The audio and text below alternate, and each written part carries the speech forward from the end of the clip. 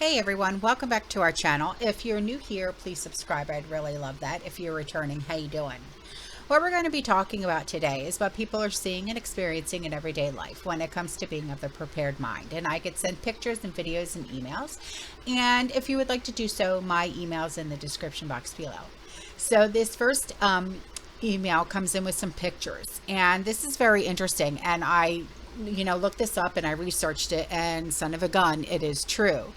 So if your produce, okay, when you're out grocery shopping and you're shopping for produce, if your produce has a 5-digit number on it, like your SKU number, okay, look at your SKU number, and it starts with a number 3, that means that the produce has been treated with radiation.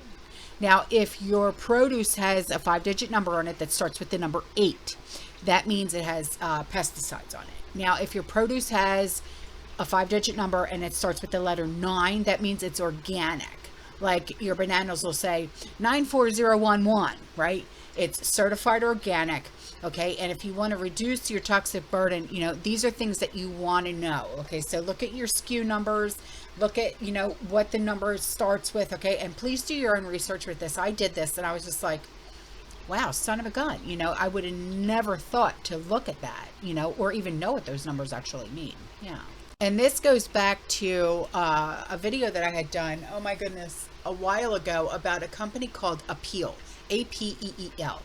And, Billy Boy, he has his hands in this. And it's a coating that they're putting on fruit and veggies to make them, like, be fresh longer. And you can't get the coating off. And it's like, makes it, like, shiny looking. And you know how like apples, like when you touch an apple, it feels like there's like a waxy on them, right? Well, all your veggies are going to feel like that and look like that now.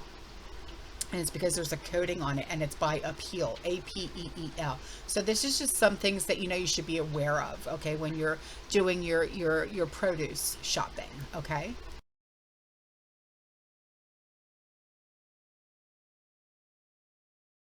So here are some pictures that were sent in by a community member, and she said, my mom and I went to Ohio to visit my sister.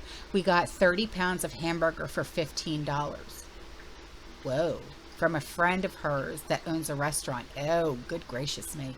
She said, so I canned it up into sloppy Joe mix with ground beef and onions and peppers. And we planted 15 rows of green beans and 7 huge rows of potatoes at her homestead. Oh my God. And these pictures, when I tell you, so beautiful. I just love your garden. I absolutely love your garden. You are such an inspiration to all of us, I swear. Look.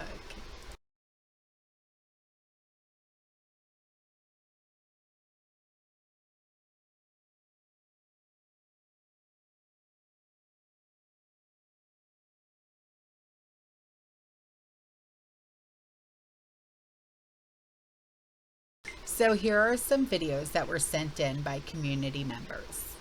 Did some digging this morning and found this record. And this is a UCC financing statement with the United States of America Department of Defense. Look who's the debtor. The Federal Reserve System. That's who prints the money. And it's in a trust, $14 trillion. Who is a jurisdiction organization of the United States of America, but lowercase, right? The lower USA. We know what that is. That's not even a kicker. This is the kicker. Miscellaneous, in brackets, with this note is legal tender for all debts, public and private. But look what they included in their lien. As all real men with hands and legs and all real land in the United States of America, $14 trillion, with trust in God, this real estate is with the public. So it's all the people with hands and legs. They put a lien on your body. Go get.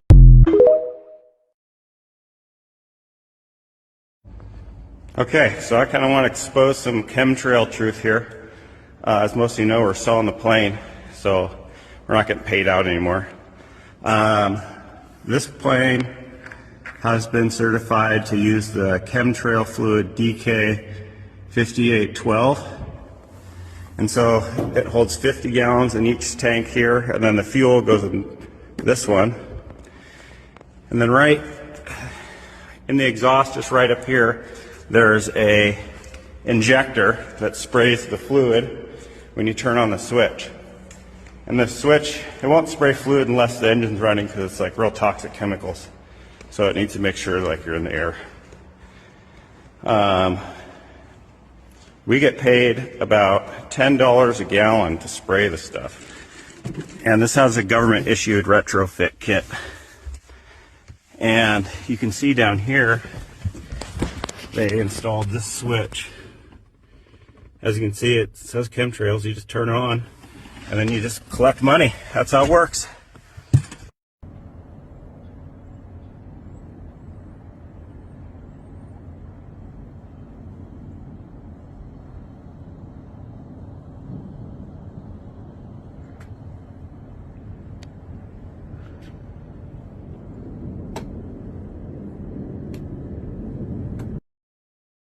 What if I told you there is a robot that controls more wealth than any country on earth? A robot so powerful that in the last 10 years, it has quietly created the biggest company in the world. This is the story of a robot called Aladdin. It's Wall Street's best kept secret, and it's gobbling up every asset class across every industry. Aladdin now controls $21 trillion of our global economy. To put that in perspective, that's more than the $20 trillion GDP of the US or the $15 trillion GDP of the entire European Union. The New Statesman wrote, the total physical cash of all 7 billion people and every company, bank vault, wallet, and piggy bank in the world is around $5 trillion. Aladdin has grown into a system responsible for more than 4 times the value of all the money in the world. This one robot directs the actions of the US Federal Reserve, almost every major bank and investment fund on Wall Street, and over 17,000 traders. It controls half of all ETFs, 17% of the bond market, 10% of the global stock market, and carries out 250,000 trades every day and billions of forecasts every week. Year after year, it hoovers up trillions of data points on every market, every company, every asset, and now even each of us, what we buy, sell, and say, so that it knows what to buy and what to sell far better than any human being. Every major bank, company, and investment fund has come to rely on Aladdin and its all-powerful AI and algorithms to beat the market. And if they didn't, they've collapsed and failed in Aladdin's wake. And you know what the craziest part of this story is? This robot is just getting started. So where did Aladdin come from and how did it get so powerful? Aladdin is the brainchild of Larry Fink, the founder of BlackRock, and its total dominance has made his company the biggest shadow bank in the world and the most powerful company on earth. The story you're about to hear is equally unbelievable and terrifying. In fact, you would think it was science fiction if it wasn't very real and happening today. This story starts in the 1980s when Larry Fink was making millions pioneering mortgage-backed securities at Wall Street Bank First Boston. That's right, the same mortgage-backed securities that caused the 2008 global financial crisis 20 years later. But back in the 80s, he was in an epic Wall Street rivalry with Louis Ranieri at Salomon Brothers, made famous as the big swinging dick in Michael Lewis's book Liar's Poker. Back then, Larry was making millions for the bank and was on track to be First Boston's CEO. And then in 1986, an error in the back office computer models led to Larry making the wrong trades and he lost the company $100 million. The result was Larry leaving the bank as a failure with the stupid computer to blame. With that experience, Larry had just one ambition: to build a super smart robot that could pick out risk and opportunity in the market and do it better than any computer or human could do. In 1988, he launched a new startup, BlackRock, with a tiny coding team to give birth to this robot. Its name, Aladdin, which stands for Asset, Liability, and Debt Derivative Investment Network. In its first 10 years, Aladdin was fed information about every asset, price movement, and risk variable in the global bond market, Larry's specialty. And in 1999, when Aladdin turned 11, Aladdin was getting so intelligent at picking losers and winners that Larry began selling access to its data to other Wall Street firms. That same year, he took BlackRock public on the New York Stock Exchange. Straight after the IPO, the dot-com bust burst, pushing a wall of money from the stock market to bonds, which Aladdin had become the undisputed world champion in. Within years, BlackRock had become $1 trillion company, and as money started shifting back to shares, what did Larry do? He bought the asset management arm of Merrill Lynch, which was focused to shares. So the gift for Aladdin's 18th birthday, all the data points for the entire stock market, and suddenly Aladdin had a new playground, analyzing every stock trade and risk factor for every company on the stock market. As a result, today BlackRock, together with his 2 closest rivals, Vanguard and State Street, both of which also rely on Aladdin's mountain of knowledge, have become the biggest shareholders of over 40% of all public listed companies in America. 2008, the global financial crisis hits, and before Aladdin turns 21 years old, is called on by every Wall Street bank and Timothy Geithner, the head of the Federal Reserve and the US Treasury. As soon as Lehman Brothers collapsed and the Wall Street meltdown began, the US government came calling to save the next collapsing bank, Bear Stearns. It was Aladdin who decided which assets to keep and which to leave in the $30 billion rescue package. And few people know it was a robot that saved America from disaster. With that first success, the Fed, US government, and now even European and Japanese central banks began relying on Aladdin to make the calls on where the $2.5 trillion of new money they printed should go. The majority of it, bonds and funding to prop up the mortgage companies and banks. But wait, aren't these exactly the assets that Aladdin and BlackRock already were invested in? Exactly. But growing protests of conflict of interest were drowned out by the noise of the printing presses printing more money, as the assets controlled by Aladdin rapidly grew to $11 trillion by 2013. In the last decade, Aladdin has gone from the leader to the dominator of all financial markets. With BlackRock's Barclays acquisition, it got iShares, Barclays Exchange Traded Funds Units, or ETFs. And with that, Aladdin moved from dominator of bonds and equities to dominator of ETFs, just as all the biggest investors shifted from mutual funds to ETFs. And that's when, in 2017, everything changed. On Aladdin's 29th birthday, Larry launched a top-secret project at BlackRock, codenamed Monarch. It led to the firing of his fund managers and replacing their funds with Aladdin's funds. The robot was now eliminating humans from the equation altogether.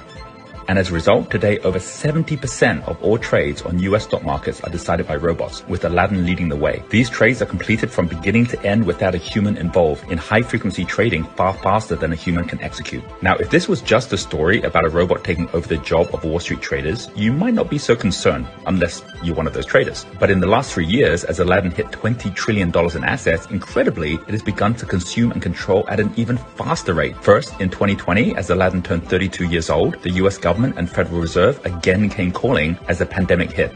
Aladdin was again the one to guide the nation in what was now $4 trillion of newly printed money. Where did the money go this time? Inexplicably, for the first time, the Fed began buying ETFs in 2020. Well, that's a little strange. And again, the cries of conflict of interest were drowned out by the money printing. And then Aladdin revealed its endgame.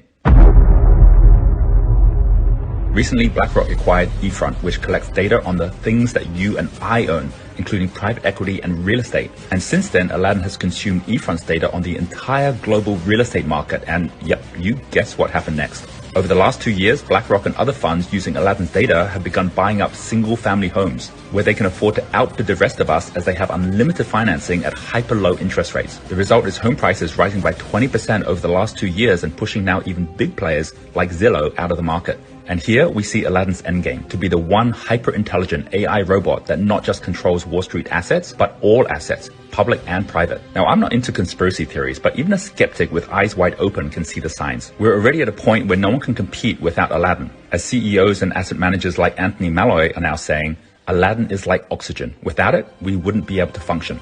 And what about government regulation? Well, Joe Biden has appointed BlackRock executive Brian Deese as head of the National Economic Council, which basically means the oversight of Aladdin and BlackRock is now the responsibility of BlackRock. And Biden has also appointed BlackRock Chief of Staff, Wally Adeyemo, to be Assistant Secretary of the Treasury, which means BlackRock is now the Treasury as well as the Treasury Advisor.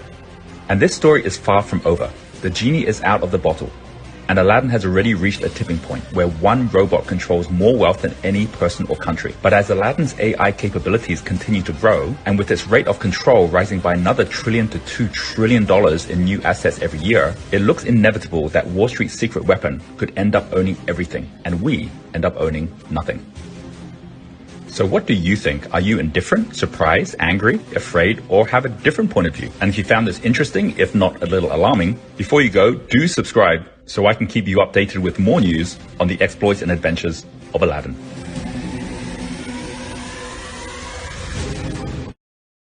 And before I go, here is an email that was sent in by a community member. She said, I haven't written in a while. I know I miss you, girl. She said, but I've been watching the world. Haven't we all? She said, the bank's failing. They're not really failing. It's just restructuring for the digital coming. Yeah. That's, with this CBDC, the UBI, a lot of people keep saying, oh, it's not going to happen, and DeSantis, he's saying it's not going to happen here in Florida. Dude, how do you think any of us are going to be getting paid or doing any kind of transactions? It's going to happen, So she said there won't be cash anymore. Yeah, I know. I know that. And she said, why do we need all these banks and tellers? Everything will be done online. Everything's done online now anyways. Think about it. You pay your bills online. Like your electric bill, your water bill, your cable bill, your cell phone bill, everything's paid online. Everything's paid online. Everything. And she said, anything that you have to really talk to a person. I hate calling anybody because it's like, press 1 for this, press 2 for this. I'm sorry, I didn't catch that. Press 3 for this, press 4 for that. Can you please describe your issue even more? And I'm like, operator. You know what I mean? And I'm like, just put me through to a person, for crying out loud, you know. Believe me. She's like, they will be at home taking your call. Yeah, I know. Believe me. The one time, oh my God. The one time I had called, I can't remember who it was. And all of a sudden, I'm like, I hear beep, beep, beep, like every 30 seconds. And I'm like, I know that sound. And I said to the girl, I said, you know, you might want to change that battery. She goes, what battery? I said, the battery. I said, the battery in your smoke detector. She goes, how did you hear that? And I said, and she goes, how did you know what that was? And I said, because I just got done changing mine. I said, and I know what that sound is. I said, you're working from home. I said, you might want to change that. It was terrible, but she's like, okay. I'm like, if you were in an office setting, that wouldn't be happening. You know what I mean? So she said, have all your cash at home. Won't help when merchants won't take it anymore. You're not going to be able to barter with it. No, I know. I know that. She said, it's no good anymore. When it happens, the bank may or might not take your cash for exchange to digital. They will up to a certain extent, and then obviously there will be a cutoff. Yeah. She said, I'm waiting to see on that one. They might just do it for a little while. Yeah, they will. And then there will obviously be a cutoff. She said, then you have to prove where you got it or it's going to be taxed. Why do you think the IRS wants to look into your bank account for that extra $600 by a third party? That did get postponed, but it's coming. Everyone going on and on by the boycotting of Bud Light, Target, etc. One thing to get straight: this is not hurting them. Yeah, no, it's not hurting them at all. They could care less. The higher ups have already exchanged the stocks around where they didn't lose anything. Basically, they are taking the money and running. Sooner or later, they will file for bankruptcy. Now, their bankruptcy isn't like it is for us. No, of course not. You know, while we're sitting over here, you know, scrambling, and, you know, if we do ever have to file for bankruptcy, and, you know, we're like, will we lose this? Will we lose our homes? Will we lose our cars? What, you know, what, you know, they're over here like, yeah, we're not going to lose anything. We're not going to tarnish our name. This isn't going to happen. That's not going to happen. They don't care. They don't care. She said, just as Trump... Okay, I know the entire story behind that. Let's not forget, I was born and raised in Atlantic City. I know the entire story behind that, okay? So when anybody comes up to me and says, well, Trump filed for bankruptcy, stop right there, okay? I know exactly what happened, okay? I used to work for the man. I know exactly what happened, okay? I'm not even going to go there right now. I'm really not, okay? She said it's the same thing as setting fires to warehouses, farms, etc. that we have to be seeing. It's just another form of it, destruction. The only ones that will end up losing is the people that rely on the store, the truck drivers, and the employees. Yeah. And you think higher ups give a rat's butt about them. No, of course not. Always remember that the elites don't do the work. We do. We boycott and destroy the business. We don't boycott, and we have all the pride stuff. They get you going both ways. Double-edged sword. Exactly. Yeah, I know that. I know that. I'm not dumb. You know what I mean? It's like, I watched a video the other day of a actress, and she was in the very first okay, you know the movie's Twilight? Okay, the very first Twilight movie, and she played Victoria, the redhead chick. And she wasn't in the additional Twilight movie. She was only in the first one. And she's just like, oh, my 7-year-old, this, and that. And I'm like, wait a minute.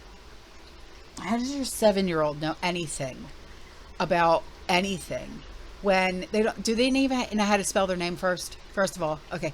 How do they know anything unless you put it in their head?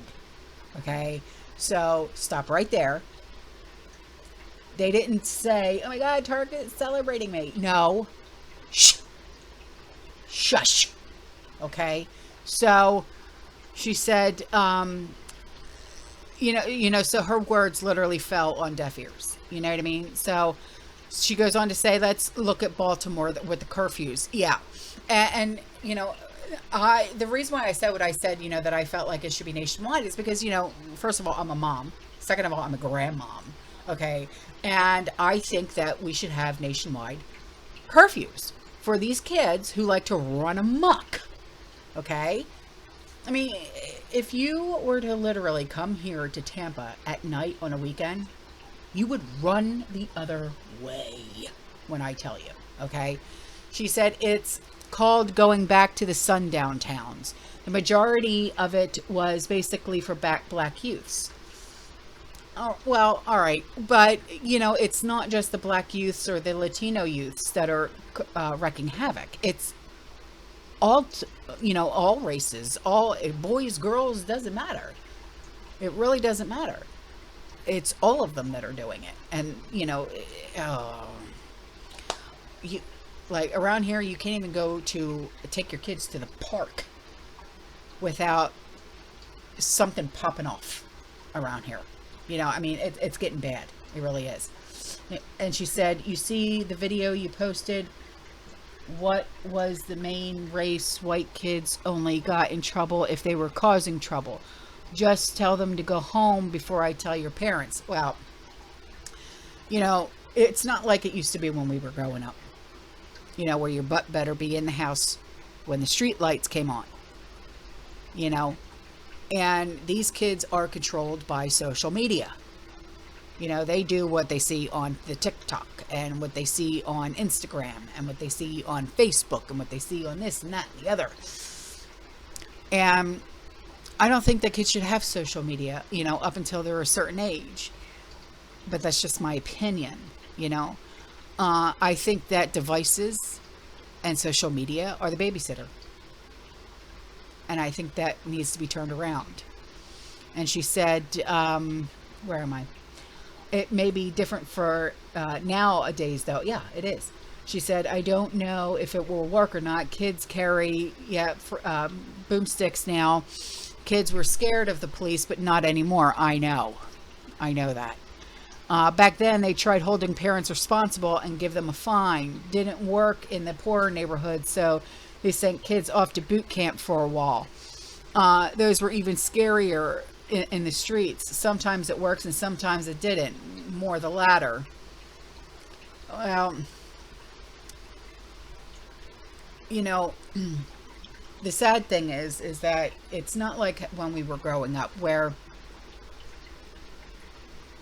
mom was home, dad worked, right? Now it's both parents working, one, sometimes two jobs. The kids are left to fend for themselves. And I think that's where a lot of the problem is. But we have to survive, yeah? We have to survive. And that's just how it is. And you can't afford a babysitter because the babysitters, they cost just as much as, daycares are just out of control with their prices. And you can't put a teenager in daycare. 9 times out of 10, the teenager is the babysitter. So, I don't know. I fear for this country. I really do.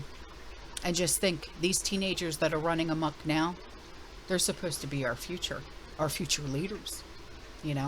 It's up to us parents to put our foot down. But a lot of it, I think, is a lot of parents are afraid to discipline because kids nowadays, they'll be like, I'm calling DCF or CPS or whatever it is, whatever you call child services in your area. And, you can't be afraid. You have to stand up to your kids, man. You can't be afraid, because I know a lot of kids, like, they'll say, well, I'm calling them. Go right ahead. You want me to tell them what you did in order for me to instill a punishment on you? You know, I don't believe in physical punishment. Never did. We took away privileges. That's how I'm raising my grandchildren now, you know. Take away the privileges. That's it. Time out. That's it. Sit down. And it works, you know. But a lot of parents are afraid of their children. And can't be that way. You know, really can't. It's ridiculous. But anyway, all right, guys, I'm out of here. I'll see you in the next one, okay? You stay safe, you stay positive, you keep prepping, and as always, fearless, okay?